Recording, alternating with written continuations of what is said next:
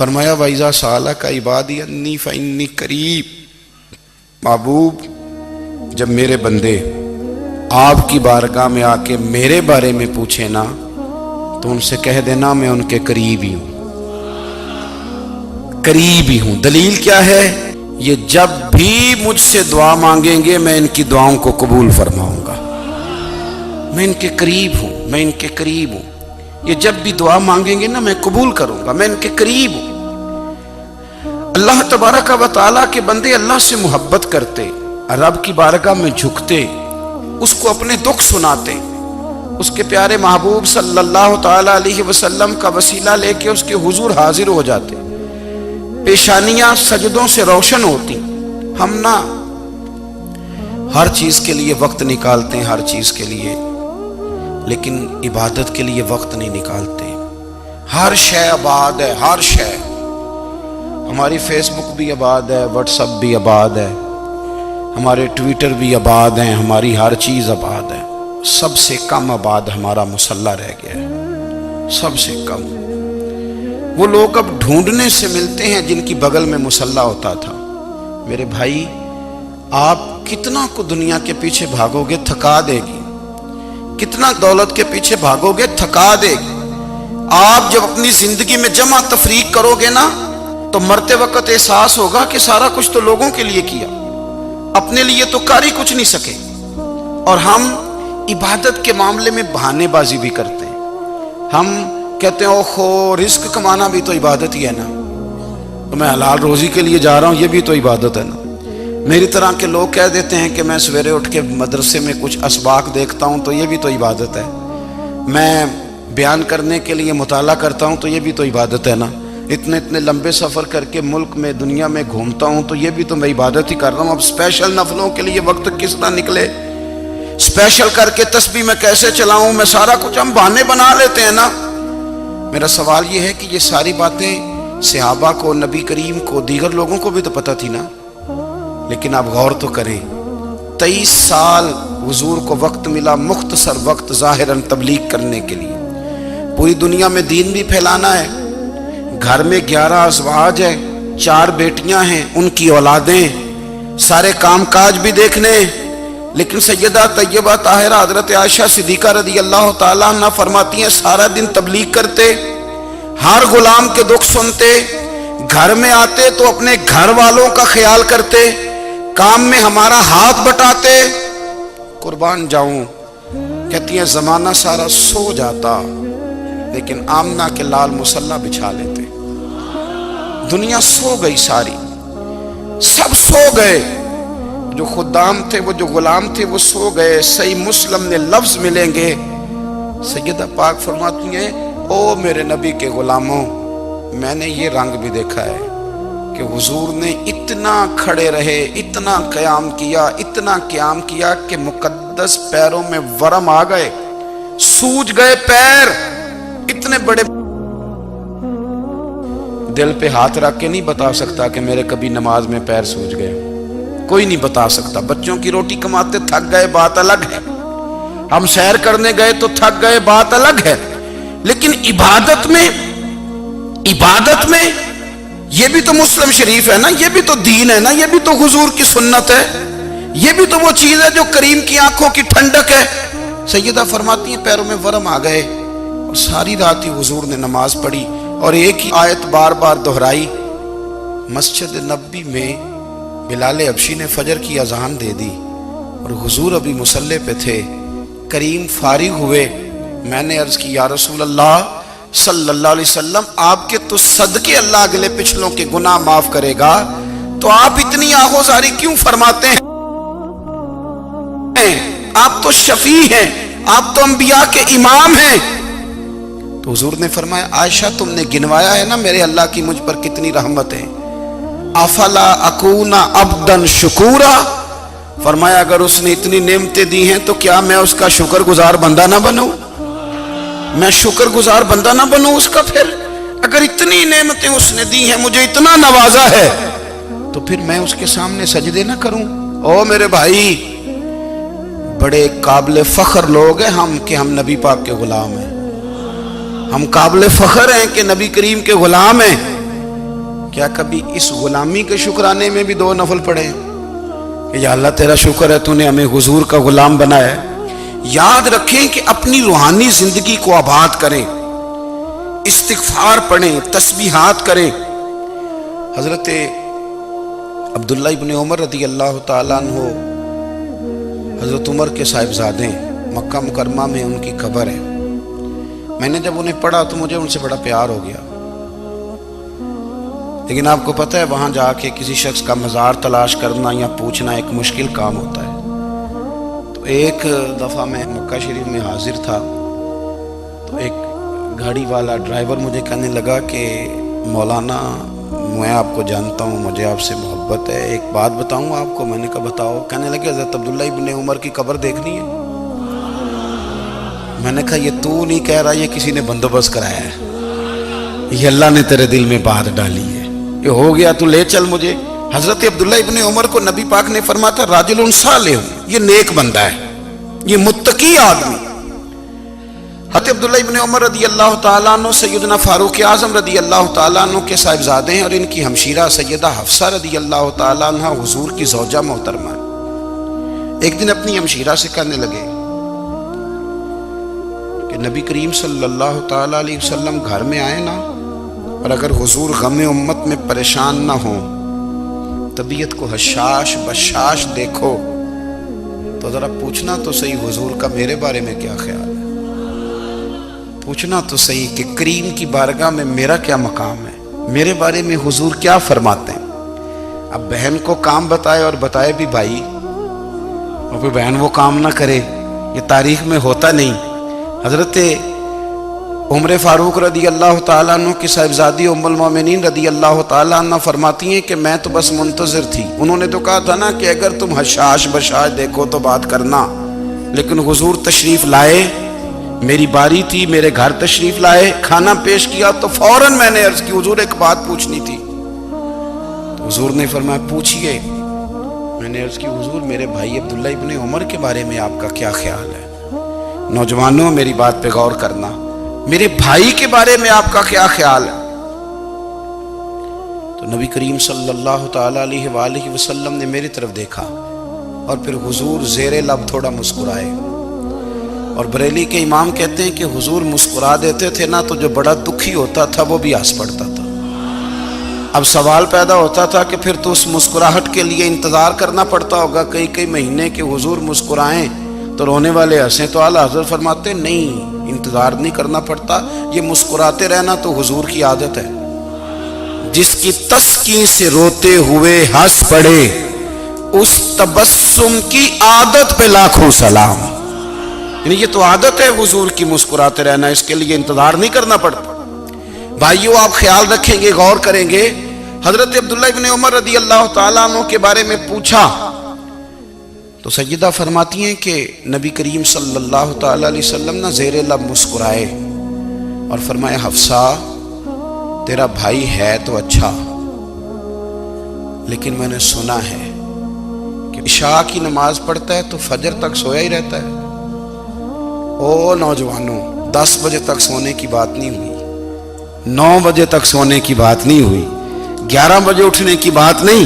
حضور فرمانے لگے میں نے سنا ہے کہ عشاء کی نماز پڑھ کے سو جاتا ہے اور فجر تک سویا ہی رہتا ہے، اسے چاہیے کہ تہجد کے وقت اٹھا کرے، اللہ کی بارگاہ میں حاضر ہوا کرے، آہوزاری کرے، سجدے کرے، عبادت کرے، اٹھتا ہے اور فجر میں جا کے اٹھتا ہے۔ حضرت جناب حفصہ رضی اللہ تعالیٰ عنہ کہتی ہے میں نے جناب عبداللہ ابن عمر کو پیغام دیا اور میں نے کہا میرے جوان بھائی سن، نبی پاک نے فرمایا ہے تو اچھا پر تہجد میں نہیں اٹھتا، نفل نہیں پڑھتا۔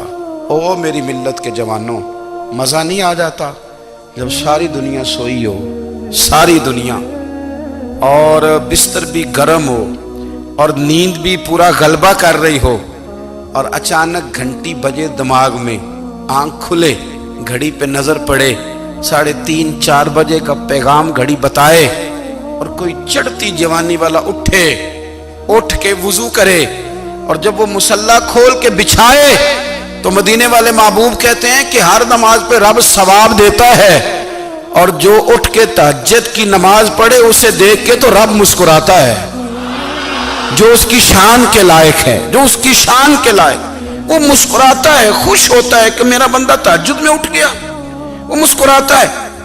کاش ہماری صبحیں کبھی اپنے مالک کے نام ہو جائیں، کاش کے صبح حضرت ابو الحسن رحمت اللہ تعالی علیہ حضرت معاذ ابن جبل رضی اللہ تعالیٰ عنہ کے پاس بیٹھا کرتے تھے، فرماتے ہیں ان سے جو پیار بڑھا تو پھر میرا مصلی سے بھی بڑھ گیا۔ تابعی ہیں، فرماتے ہیں صحابی رسول سے محبت ہوئی تو ذکر سے بھی ہو گئی، پھر درود شریف سے بھی ہو گئی، محبت ان سے بڑھی تو پھر اللہ نے مسجد کا پیار بھی بڑھا دیا۔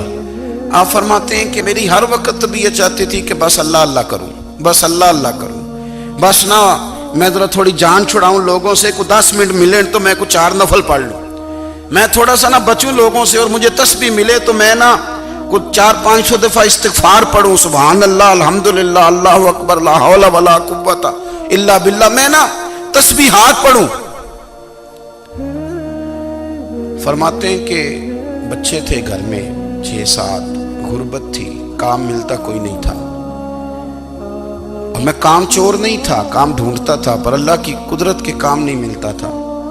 فرماتے ہیں کہ میں نے ایک دن اپنی اہلیہ سے کہا کہ آج میں پھر جاتا ہوں کام ڈھونڈنے، تو میری بیوی بڑی فرما بردار تھی، پر اس دن نہ غربت کے ہاتھوں تنگ آ کے کہنے لگی آج نانا کوئی تو چیز لے کے آیا، تو مجھ سے بچوں کی بھوک نہیں دیکھی جاتی، یہ سب روگاں دا روگ محمد جس دا نام غریبی، کنڈ بلا کے لنگ جاندے نہیں دوست یار قریبی، آج نہ کچھ لے کے آیا تو میں بچے لے کے چلی جاؤں گی۔ شیخ فرماتے ہیں کہ میں بڑا پریشان گھر سے نکلا، پر میں نے صبح سے لے کے زور تک کام ڈھونڈا، کام ملا کوئی نہیں، تو میرے دل میں خیال آیا چلو کام نہیں ملتا تو اللہ اللہ تو کرے نا، چلو بندوں کی مزدوری نہیں ملتی تو رب کریم کی عبادت ہی کرتے ہیں۔ فرماتے ہیں کہ میں نے نا فرات کے پانی سے وضو کیا، نہر کے، شدید دھوپ تھی، ساتھ ریت تھی اور ریت تپ رہی تھی، میں نے اپنا رومال وہیں مصلی کے طور پر بچھا لیا، اور فرماتے ہیں کہ زور سے لے کر عصر تک نماز پڑھی، دھوپ بھی پورے زور پہ، پر میرے سجدے کا ذوق بھی پورے زور پہ۔ فرماتے ہیں سورج بھی چمک رہا ہے اور رب کی عبادت کا ذوق بھی پورے زور پہ، میں سجدہ کروں تو پھر میرا اٹھانے کو جی نہ چاہے۔ میرے استاد لکھا کرتے تھے، یہ ان کا شعر ہے، وہ کہا کرتے تھے مجھے سوز دے، مجھے ساز دے، اور مجھے نیم شب کا نیاز دے، دم سجدہ خود کو میں توڑ دوں، مجھے ایسا ذوق نماز دے، اور میں تیری بہار کا پھول ہوں، میں کھلا بھی ہوں تو تیرے لیے، مجھے میری شاخ سے توڑ لے، مجھے اپنی زلف کا ناز دے۔ بھائی فرماتے ہیں کہ عصر تک میں نے نفل پڑھے، دل ڈھلنے لگا، عصر کی نماز پڑھی اور میں وہاں سے چلا۔ اب میں جب نکلنے لگا تو دل میں خیال آیا کہ چھوٹی چھوٹی دیواریں ہیں گھر کی، بغیر کچھ لیے جاؤں گا تو بیوی دور سے دیکھے گی تو شور کرے گی کہ پھر خالی ہاتھ آ گیا ہے۔ کہتے میں نے اپنے اسی رومال میں جس پہ میں نے نماز پڑھی تھی نا، رومال میں کیا آخی دے پنجابی جی صافہ، کہتے ہیں اسی میں نا میں نے کچھ ریت بھر لی کہ وہ دور سے دیکھے گی تو سمجھے گی کچھ لے کے آیا ہے، چلو جا کے اسے بتا دوں گا کہ آج پھر مزدوری نہیں ملی۔ کہتے ہیں وہ ریت لے کر جب میں گھر میں گیا تو پہلے بیوی دروازے پہ کھڑی ہوتی تھی، پوچھتی تھی خالی ہاتھ آ گئے ہو؟ آج میں نے دیکھا تو ہے ہی کوئی نہیں۔ فرماتے ہیں میں اندر داخل ہوا، سلام لیے، کونے میں نے وہ رومال رکھ دیا اور میں نے آواز دی کہ بھلی مانس کہاں ہو؟ تو وہ کہنے لگی آپ منہ ہاتھ دھو لیں، میں روٹی لے کے آئی۔ میں نے کہا روٹی کہاں سے آ گئی؟ یہاں تو کئی دنوں کے فاقے، تو کئی دنوں کی غربت ہے، یہاں تو اس گھر میں تو فقیری ہے۔ فرماتے ہیں کہ وہ روٹی لے کے آئی اور اس وقت کی جو موجودہ نعمتیں تھیں، سمجھ لیں سلاد، اچار، ہر چیز ساتھ لائی۔ میں نے کہا کہ بچے کہاں گئے؟ کہنے لگی وہ کھانا کھا کے کھیلنے گئے، آپ کھانا کھا لیں آ جاتے۔ کھانا اس نے چن دیا۔ میں نے حیرت انگیز لہجے میں ساری نعمتیں اپنے دسترخوان پہ دیکھ کر کے بیوی سے پوچھا یہ کہاں سے آیا کھانا؟ بچوں کو تو نے کہاں سے کھانا کھلایا؟ یہ سارا کچھ کیسا ہے؟ کہنے لگی پتہ نہیں آج آپ کس کریم کی مزدوری کرنے چلے گئے تھے، پتہ نہیں کس کریم کی، میرے گھر میں تو اتنی نعمتیں آئی ہیں کہ مجھ سے سنبھالی نہیں جا رہی، اتنا اناج ہے، اتنا گندم ہے، کس کریم کے دروازے آج چلے گئے تھے۔ یہ کہتے کہتے وہ اٹھی اور اٹھ کر کے کہنے لگی پہلے ہی بڑا کچھ آیا تھا، اب کیا لے آئے ہو؟ اور جا کر کے نا اس نے وہ ریت والا رومال کھولا، کہنے لگے میں تو لے کے آیا تھا ریت، تو میرے رب نے اسے بھی سونے اور ہیرے بنا دیا تھا۔ جب آپ کی توجہ اللہ کی جانب، میرے نبی پاک صلی اللہ تعالی علیہ وسلم نے فرمایا ہر چیز اپنے رب سے مانگ، ہر چیز مانگ، ہر چیز مانگ۔ یا رسول اللہ کیا کچھ؟ میرے محبوب نے فرمایا تیرے گھر میں نمک بھی ختم ہو جائے تو وہ بھی اپنے رب سے مانگا کر، تو مانگنا وہ تجھے دے گا، تو اس کی بارگاہ میں کشکول طلب دراز تو کرنا۔ اور ترمذی شریف میں عجیب لفظ ہیں، رسول کائنات نے فرمایا، رب کریم فرماتا ہے جب میرا بندہ ہاتھ اٹھاتا ہے نا تو مجھے حیا آتی ہے کہ میں خالی کیسے لوٹا دوں اس کے۔ اتنے بڑے بادشاہ کی بارگاہ میں دعا کی بڑی طاقت ہے۔ میرے نبی پاک نے فرمایا دعا مومن کا ہتھیار ہے، دعا مومن کا، دعا مومن کا۔